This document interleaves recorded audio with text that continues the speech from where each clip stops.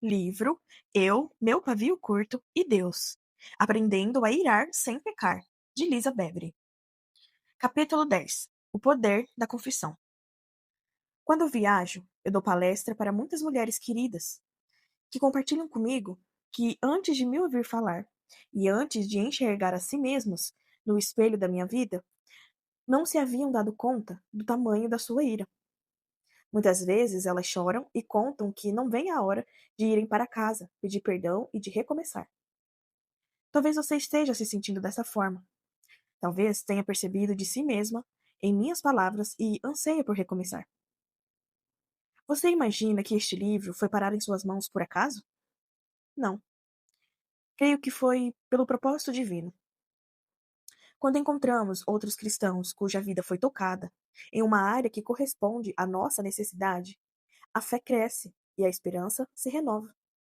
Colocamos o pé na água e o nosso coração trêmulo pergunta: Deus, é o Senhor que está falando? Há algo que o Senhor pode fazer por mim? Pode me perdoar e me purificar de todo o meu pecado e de toda a minha culpa? Posso ousar sonhar com a possibilidade de que o Senhor transforme a raiva que eu sinto hoje em ira piedosa? Essa pode ser uma área que o seu Espírito Santo ocupará em minha vida, a fim de que o Senhor seja glorificado pela forma como eu lido com os conflitos. A todas essas perguntas e quaisquer outras que o seu coração hesite e venha a fazer, o Pai Celestial te responde que sim. Nós temos um auxiliador. Eu já estive aonde você está, e embora não tenha visto o seu rosto e não saiba o seu nome, eu sei que somos nada diferentes.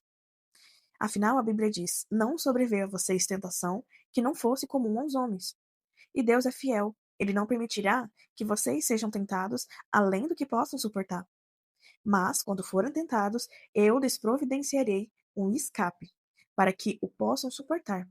1 Coríntios 10:13. Você jamais enfrentará um problema que ninguém tenha enfrentado antes. No entanto, Satanás gosta de nos isolar e de acusar cada um de nós.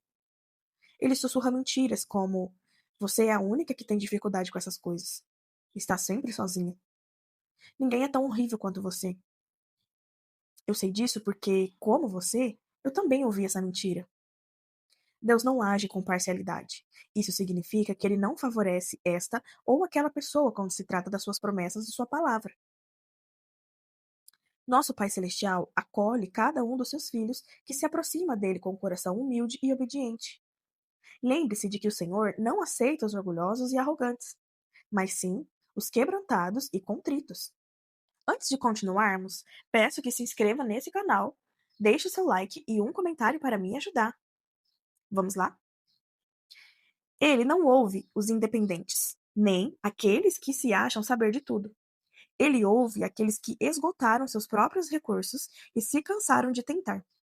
A esses exauridos e quebrantados, ele faz o seguinte convite: se alguém de vocês tem falta de sabedoria, peça-o a Deus, que a todos dá livremente, de boa vontade, e lhe será concedido. Tiago 1:5. Reconhecer nossa falta de sabedoria é, em si mesmo, um ato de humildade. Temos de reconhecer que tentamos de tudo com nossas próprias forças, mas falhamos. Quando nos cansamos de jogar a culpa em outras pessoas sem encontrar a liberdade, quando estamos prontas para renunciar a todas as acusações, podemos nos achegar tranquilamente ao nosso Pai, que não olha para nossas imperfeições nem procura nossas falhas. Ele enxerga além de todas as nossas tentativas frustradas e sonda os lugares mais profundos do nosso coração. Se, porém, andamos na luz, como Ele está na luz, temos comunhão uns com os outros. O sangue de Jesus, o seu Filho, nos purifica de todo pecado. 1 João 1:7. O que significa andar na luz? Como Ele está na luz? Para responder essa pergunta, temos que considerar um versículo anterior. 1 João 1:5 diz que Deus é luz. Nele não há trevas alguma. Deus não apenas anda na luz, ele é a luz. E essa luz, ela não emana de uma cobertura exterior, mas irradia do seu ser. Não há escuridão nenhuma da parte dele. É um conceito difícil de imaginar e mais ainda de visualizar. Tudo que vemos tem algum tipo de sombra. As únicas fontes de luz que conhecemos provocam sombras. O apóstolo João não estava se referindo a uma fonte de luz de origem externa, que brilha fora de nós ou ao nosso redor. Antes, ele estava falando da luz que vem de dentro de nós. Não estava se referindo a uma luz física, mas à luz do nosso espírito. Embora no céu, como aconteceu com Moisés, talvez seja fisicamente visível. Andamos na luz deste mundo, de sombras e de escuridão, quando vivemos com pureza de coração. Removemos áreas de trevas de nossa vida ao permitir que o sangue de Jesus nos purifique. Essa purificação restaura e mantém nossa comunhão com outros cristãos e com Deus. Mas, se afirmarmos que estamos sem pecado, enganamo-nos a nós mesmos e a verdade não está em nós. 1 João 1:8. Como afirmamos que estamos sem pecado? A maioria de nós faz isso sem perceber. Quando nós nos justificamos, jogamos a culpa em outra pessoa e inventamos desculpa para o nosso comportamento.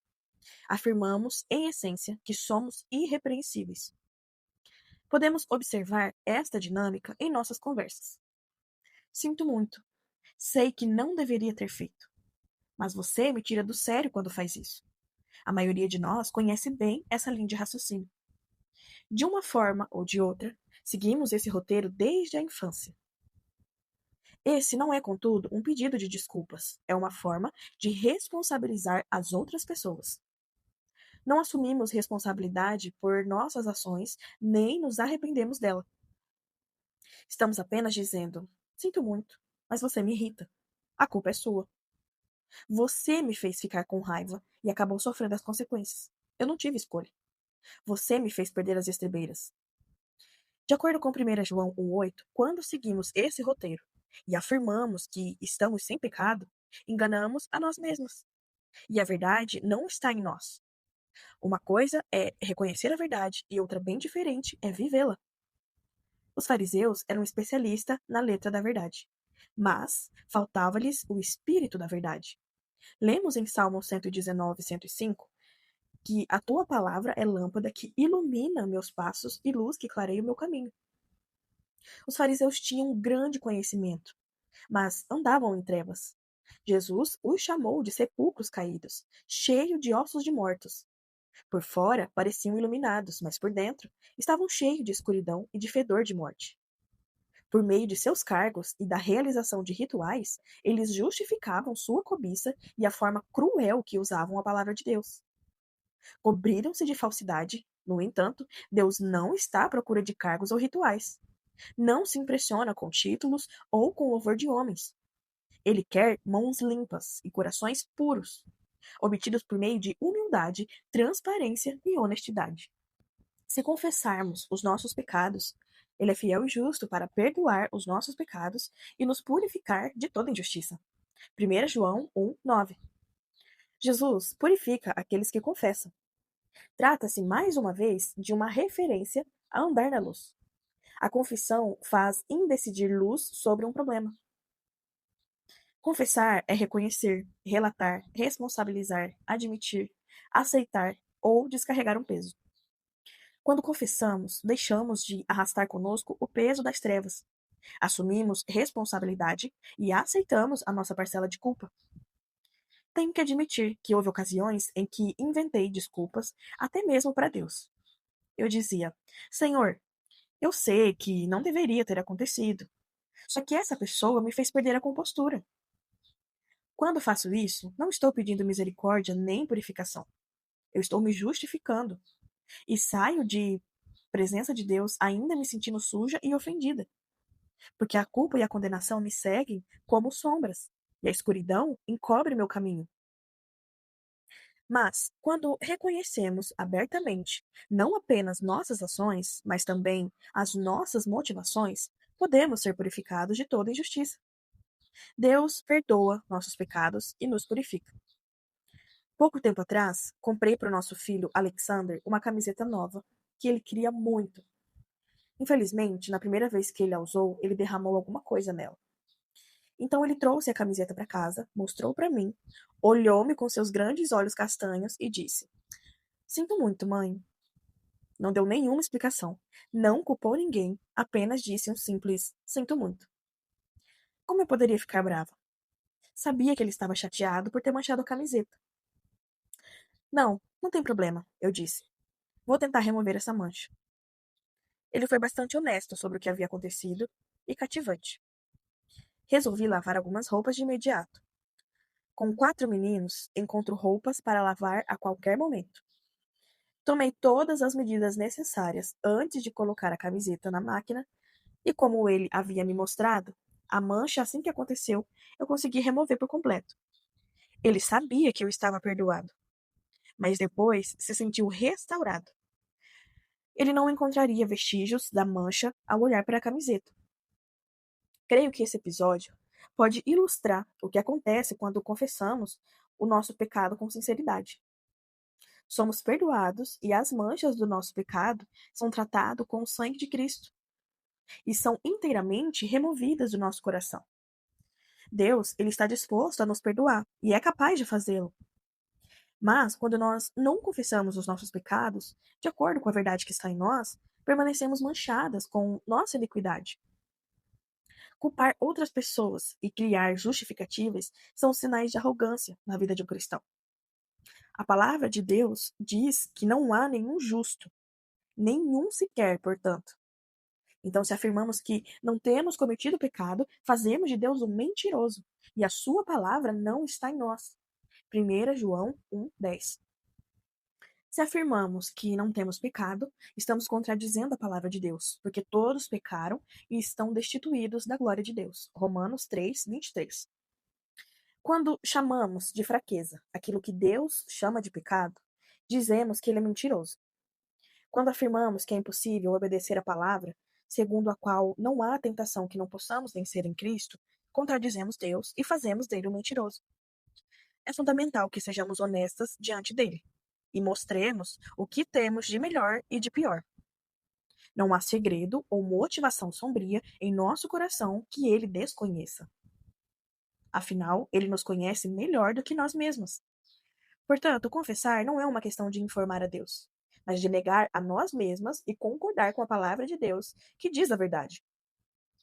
Muitas vezes, a confissão pode ser dolorosa, como foi para mim quando eu vislumbrei pela primeira vez a desgraça que era a minha raiva em todas as suas expressões. Talvez você esteja sentindo uma dor parecida neste momento.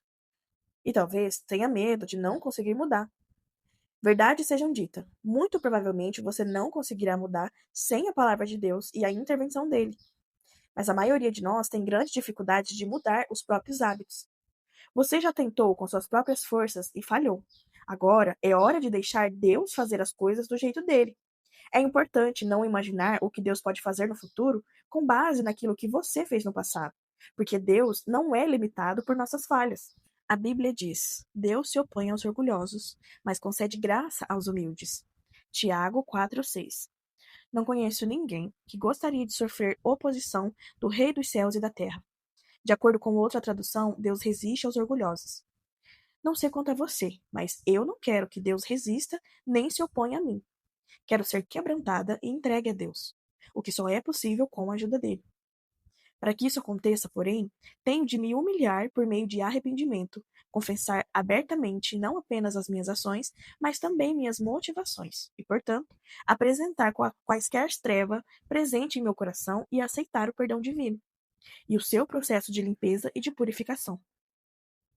Portanto, submetam-se a Deus, resistam ao diabo, e ele fugirá de vós. Tiago 4:7. Depois que nos submetemos a Deus, podemos resistir ao diabo, e ele certamente fugirá. Depois de submeter a Deus o nosso coração, nosso passado, nossos erros, é hora de resistir ao diabo. Uma vez que deixamos de justificar nossa raiva ou de culpar outras pessoas por ela, não dependemos mais de nossa justiça, mas da justiça de Deus. Saímos do âmbito da justiça própria e daquilo que fazemos ou que os outros fazem contra nós. Entramos então no âmbito da luz, em que a justiça se baseia no que foi feito em nosso favor. Quando nos humilhamos, despojamos-nos dos trapos sujos da injustiça própria. e revestimos-nos da justiça de Cristo e da autoridade que ela provê. Será necessário resistir ao diabo quando ele contar mentiras e fizer acusações. Ele não deixará de nos acusar só porque nos arrependemos dos nossos pecados e confessamos. Ele continuará a trazer à tona nossas falhas do passado. Muitas vezes somos tentadas a ruminar essas acusações por muito tempo. No meu caso, antes de aceitar a misericórdia de Deus, ao verdadeiramente negar a mim mesma e confessar meu pecado, eu procurava me castigar. Esse castigo auto-impiedoso assumia várias formas. Escreverei apenas algumas a seguir. Eu me castigava ao recusar o perdão. Talvez você esteja se perguntando como é possível agir assim, tendo em conta que Jesus nos perdoa generosamente. Eu não me permitia confessar o que havia feito, enquanto eu não me sentisse suficientemente culpada. Essa demora possibilitava que a vergonha e a condenação se infiltrassem e tomassem o lugar do convencimento do pecado que eu havia experimentado inicialmente. Quando então, por fim, eu confessava, não era uma confissão autêntica. Era algo mais parecido com um pedido de desculpas. E isso são coisas bem diferentes. Confessar versus desculpar-se. Você percebeu que, quando descrevi confissões anteriormente nesse capítulo, eu não mencionei pedir desculpas? Há uma grande diferença no significado original desse termo. A definição de desculpar-se abrange defesa, justificação, explicação e apologia. Lembre-se de que apologética é a defesa de uma crença. Portanto, um exemplo clássico de pedido de desculpas é: sinto muito, mas você me tirou do sério. Ou peço desculpas, mas não consegui me controlar. Ou ainda, lamento, mas não foi minha culpa. A condenação e a culpa pesavam tanto sobre mim que parecia mais atraente me desculpar do que confessar o meu pecado. A confissão é irrestrita, enquanto o pedido de desculpa é condicional. Talvez nos pareça surpreendente os termos desculpa ou desculpar-se. Nem sequer ocorreram isso na Bíblia. Além de pedir desculpas a Deus, eu também pedia desculpas a outras pessoas. A confissão, por sua vez, prepara o terreno para o perdão, pois reconhecem que ele é necessário. As desculpas, não. Quanto mais adiamos a confissão a Deus, mais profunda a culpa fica gravada na nossa alma. Não é muito diferente da mancha da camiseta do meu filho. E se ele tivesse ficado com vergonha e não tivesse trazido a camiseta manchada para mim de imediato, e tivesse escondido embaixo da cama ou simplesmente jogado no cesto de roupa suja, a mancha teria tido tempo suficiente para se fixar nas fibras do tecido e teria sido muito mais difícil remover. E o que as ações dele teriam me mostrado? Se ele tivesse escondido a camiseta de mim, eu teria imaginado que ele havia ficado com medo da minha reação e que por isso me considerava injusta. Se ele tivesse jogado a camiseta no cesto sem mostrar o que tinha acontecido, talvez eu não tivesse visto a mancha antes de colocar a roupa na máquina, o que também teria permitido que ela se fixasse no tecido. Mas ao lavar a camiseta, para mim de imediato, ele mostrou que acreditava que a minha reação não seria exagerada e que eu faria tudo possível para remover a mancha. Deus quer que nos acheguemos a Ele com essa mesma atitude. Eu me alegrei de ver o meu filho e ver que ele mostrou a camiseta logo.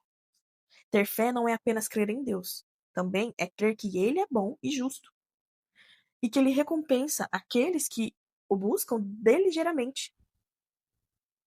Não quero limitar a ideia de diligência somente ao trabalho, pois abrange muito mais do que isso. Inclui constância, paciência, dedicação, esforço e zelo.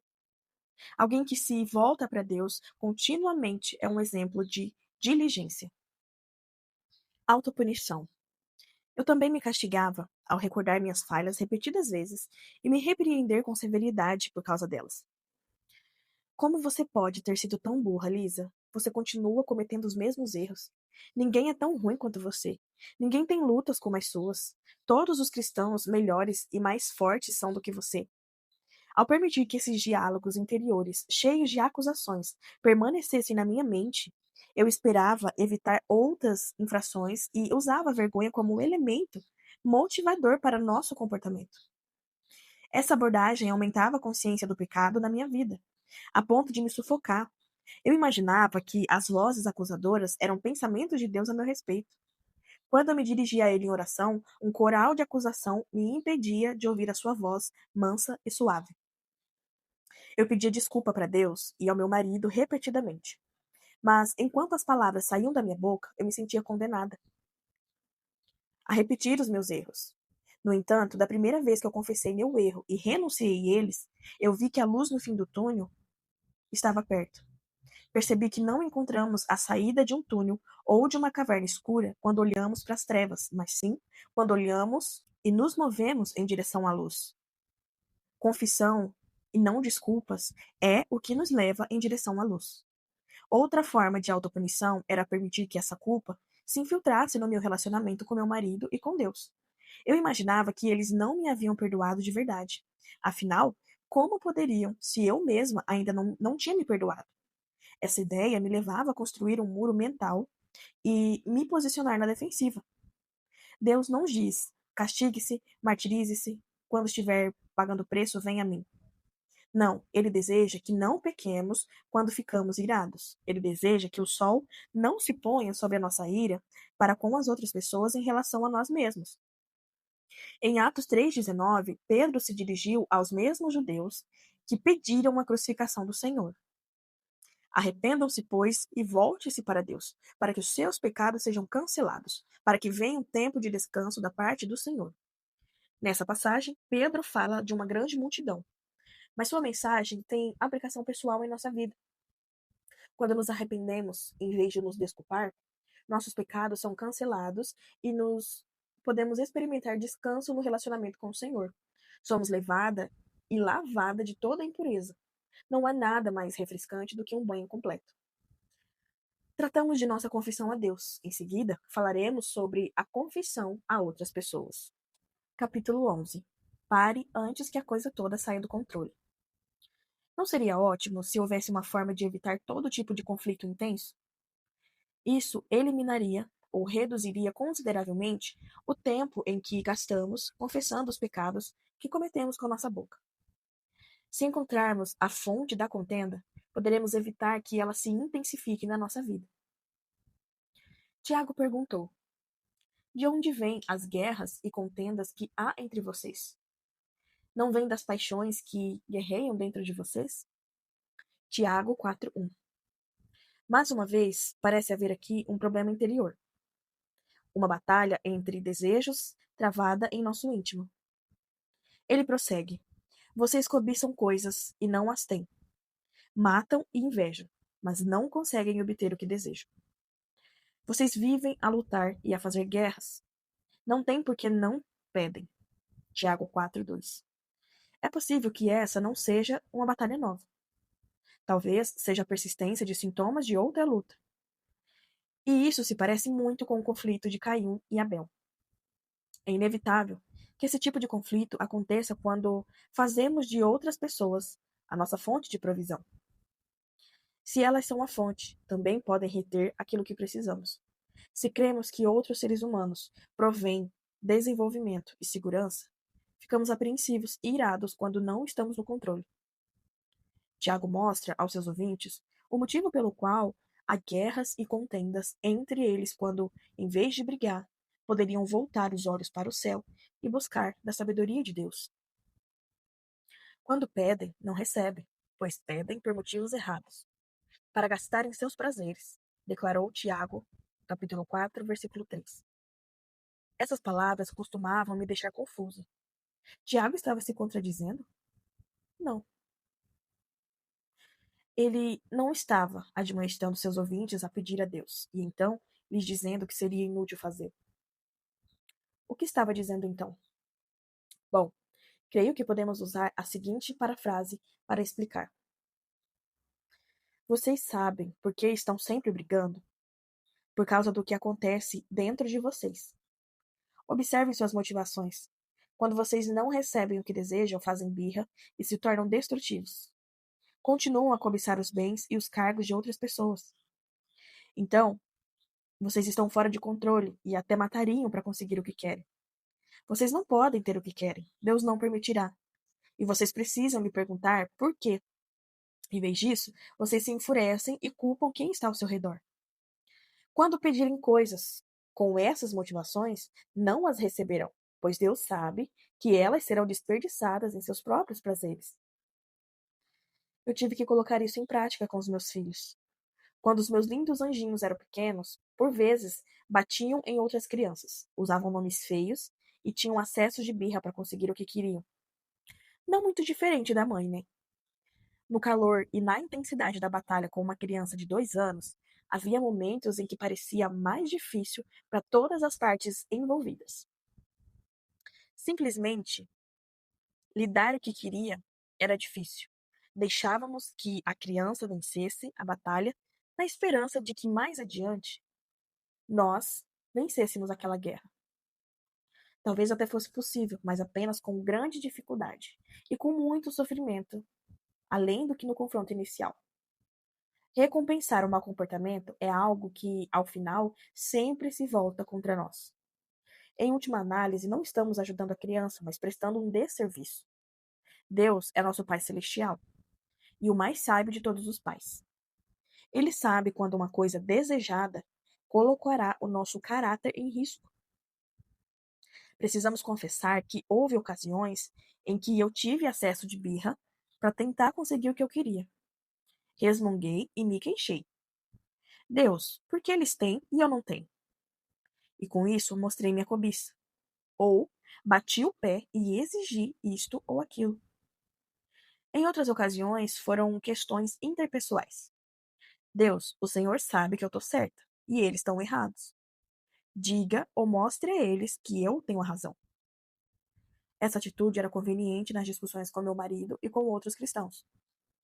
Eu imaginava Deus interrompendo o momento devocional dessas pessoas para lhes dizer como é que eu estava certa. Claro que essas orações egoístas e interesseiras nunca foram atendidas. No entanto, ao amadurecer e ter a coragem de colocar a mim mesma e outras pessoas nas mãos de Deus, descobri que a justiça de Deus é dele e que a minha não prevaleceu. Com frequência, recebi a oportunidade singular de enxergar a mim mesma pelas perspectivas de outra pessoa. E eu descobri que as motivações que eu considerava pura, na verdade não eram.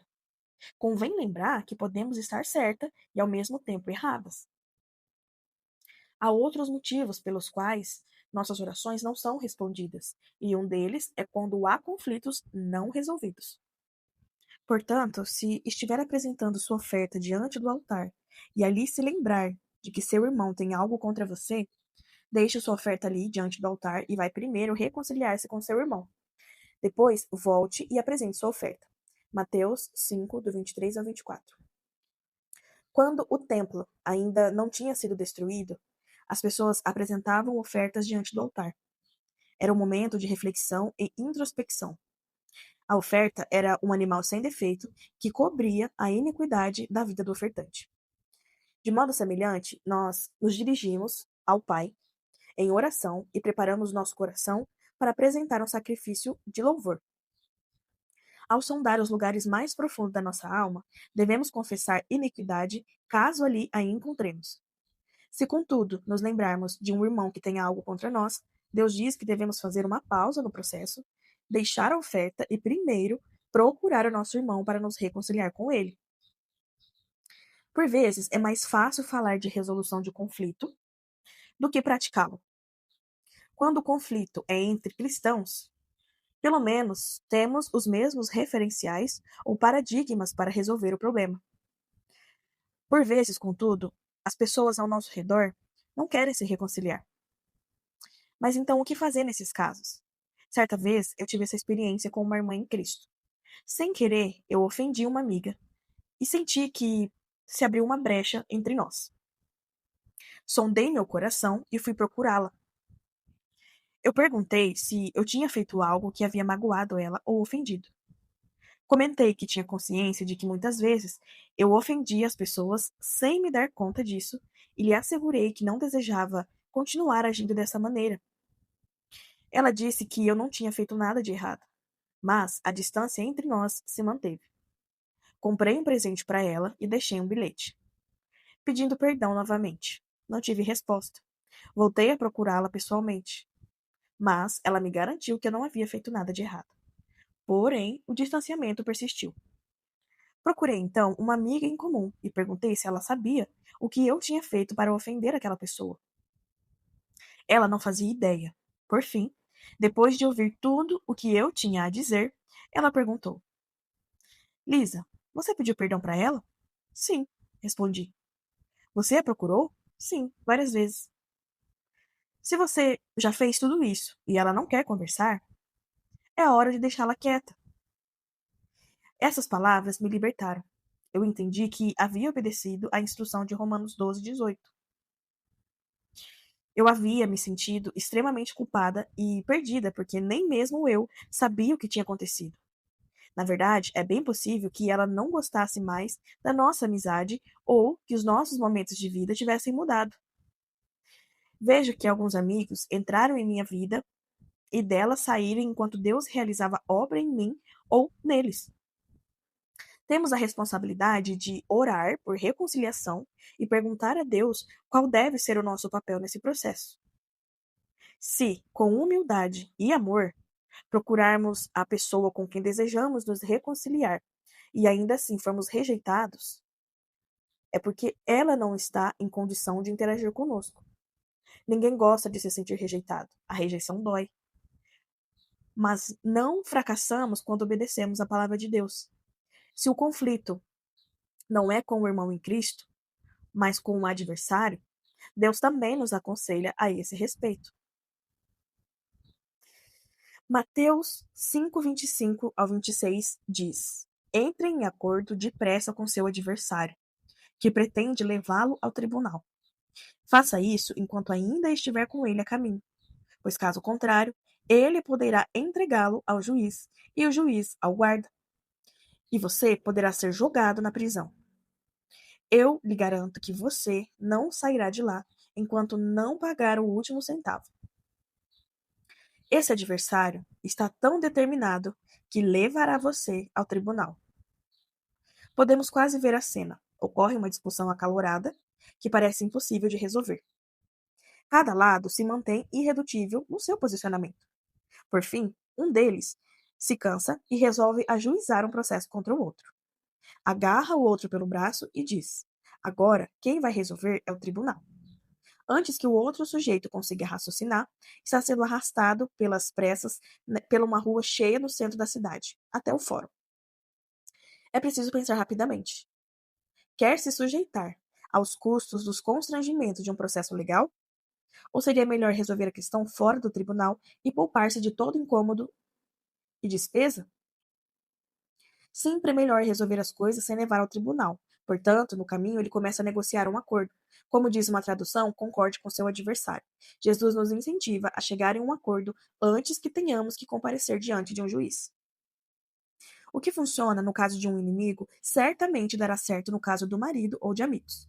O fato de eu falar o que vinha à mente, o que vinha na minha cabeça, por tanto tempo, tornou essa parte do processo bastante difícil para mim. Na verdade, a minha boca era a manifestação exterior da minha condição interior de orgulho. Houve um tempo em que eu tive conflitos com um ente querido, algo que não se resolvia. Essa pessoa apresentava seu argumento e eu apresentava o meu. Era como uma partida de tênis sem esperança de desfecho. Então, pedimos a ajuda de um conselheiro cristão. Depois de um encontro, eu me senti emocionalmente esgotada e imaginei que nem mesmo um aconselhamento poderia nos ajudar. Havíamos apenas desenterrado o passado e magoado mais um ao outro. Quando João e eu, desalentados, estávamos voltando para casa, algo aconteceu.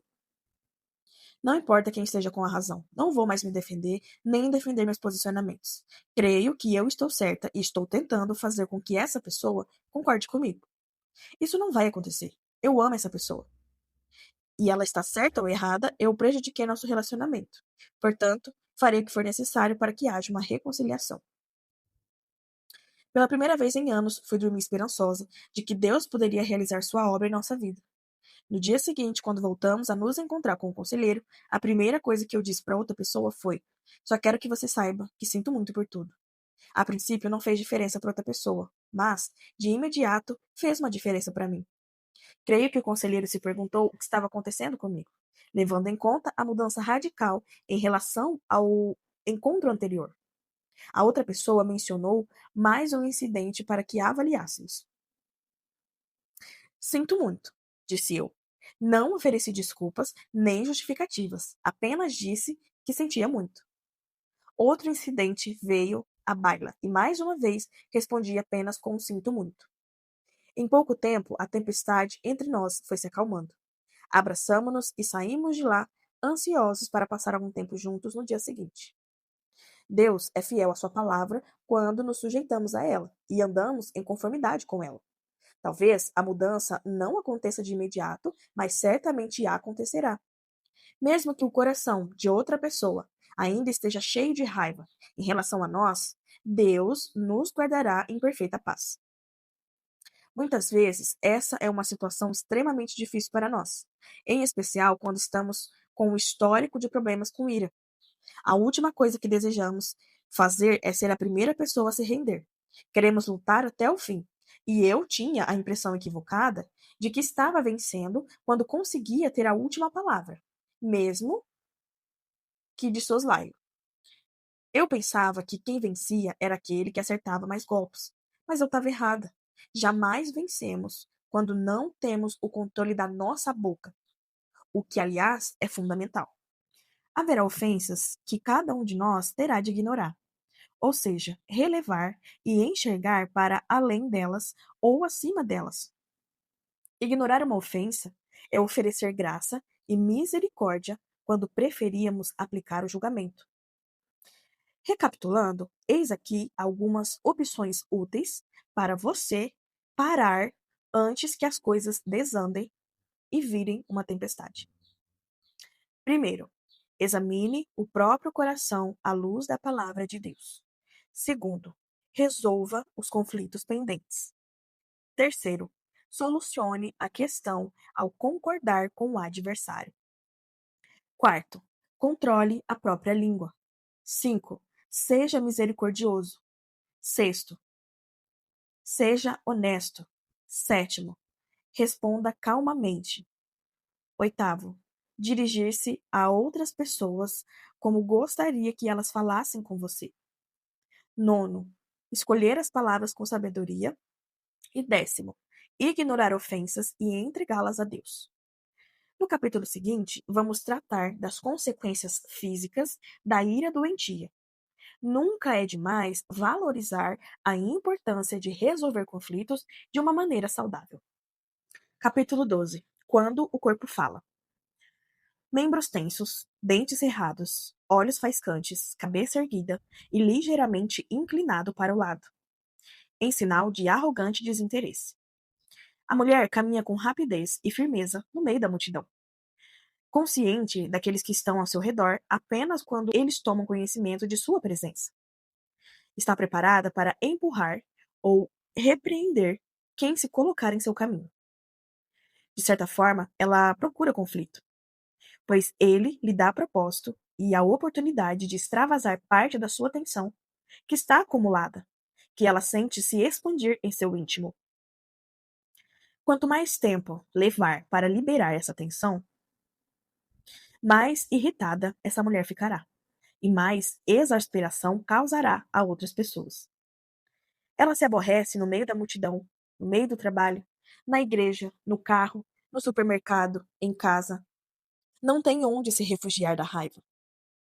No momento, ela não sabe ao certo se deseja encontrar refúgio. A raiva lhe confere poder e força, fazendo-a sentir-se invulnerável. Ninguém sabe quando ou onde ela vai explodir novamente. Ela gosta de gerar incerteza e deixar um rastro de caos por onde passa. Contudo, está fora de controle. E ela é quem está no controle. Somente ela sabe o que realmente está acontecendo. Ela guarda um segredo. Ainda que todos mudassem, ainda que tudo estivesse perfeito, ainda que tudo desse certo para ela, a raiva não passaria. Uma coisa é sentir ira e aborrecimento momentâneo. Outra, bem diferente, é viver em um estado perpétuo de cólera, próximo ao ponto de fervura.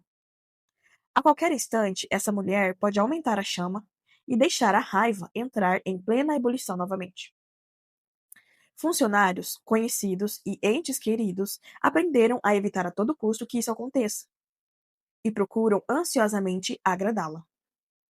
Os mais sábios descobrem que isso, contudo, é impossível e se afastam. Ela não se importa, não se permite ter essa preocupação. É jovem e forte e encontrará outros relacionamentos. Existe outra mulher.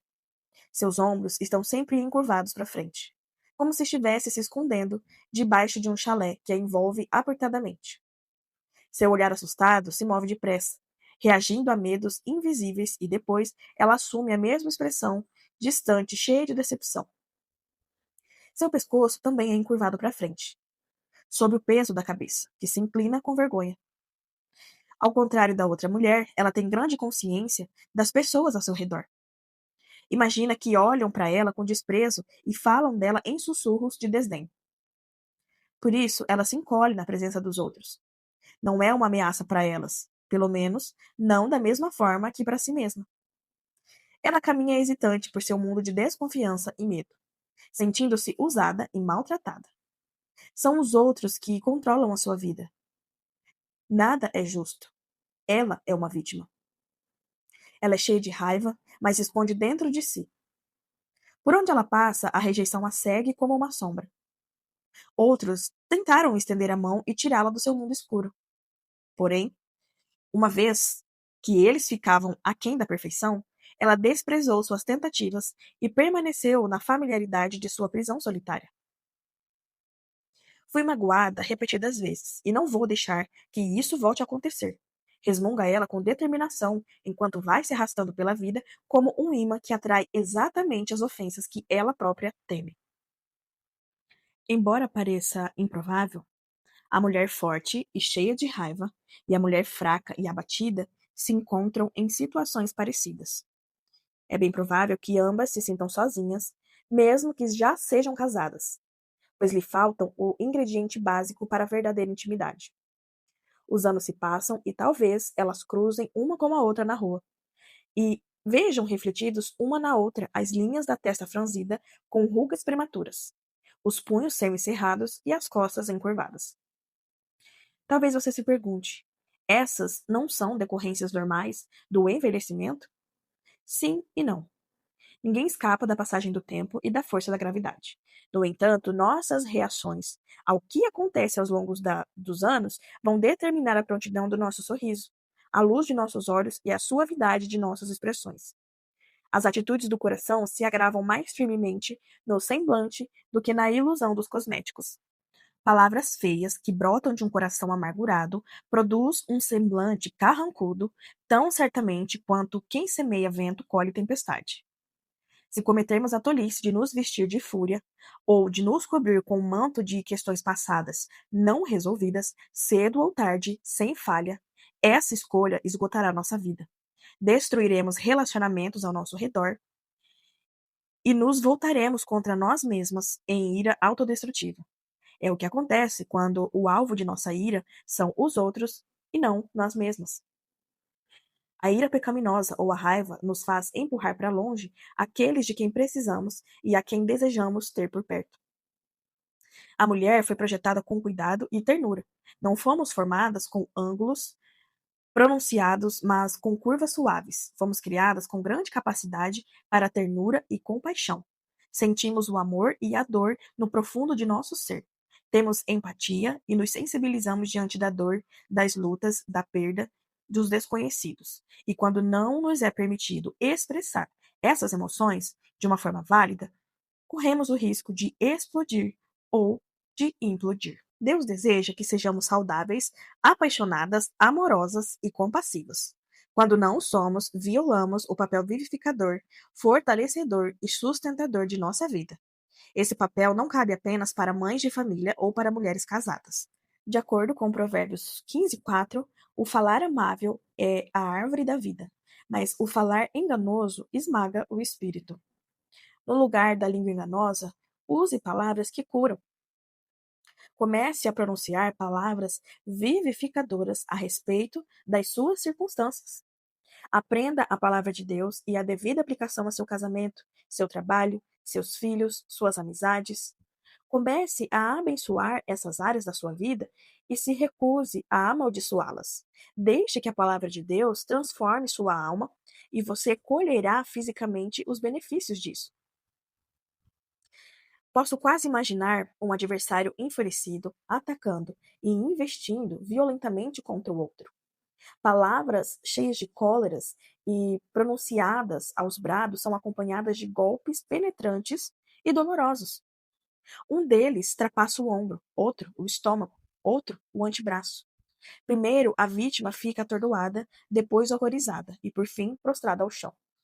Faz um balanço dos ferimentos e vê o sangue manchar toda a parte superior de seu corpo. Sente-se atordoada, fraca e fecha os olhos por um instante. É envolta em uma espessa neblina escura. Muitas vezes pode parecer correto expressar abertamente nossa queixa, permitindo assim que as emoções ocupem o centro do palco e sejam plenamente extravasadas. Imagine que ao articular essas palavras, estamos nos libertando e informando outros, na verdade, porém estamos ferindo outras pessoas e a nós mesmas também. E sem que pudéssemos nos dar conta, nossos pés saíram do caminho da vida e se desviaram para as veredas da morte. Não tem como evitar a ligação entre a raiva doentia e a qualidade da saúde física. É fundamental deixar que Deus nos remova de qualquer emaranhado ou de qualquer armadilha na qual estejamos presas, como resultado de acesso de raiva ou de palavra ofensiva do passado. Não importa quem as pronunciou, não importa se foram atiradas por outros como mísseis contra nós. Temos de levar em conta ainda a força das insidiosas palavras autodestrutivas que com frequência usam contra nós mesmos. Alguns exemplos são: ninguém se importa comigo. No fim das contas, serei traída e ficarei sozinha. Sou gorda e feia. Por que alguém se interessaria por mim? Essas palavras nos ferem e reforçam imagens e reações negativas em nossa vida. Constroem uma fortaleza por dentro da qual cada um de nossos pensamentos é processado.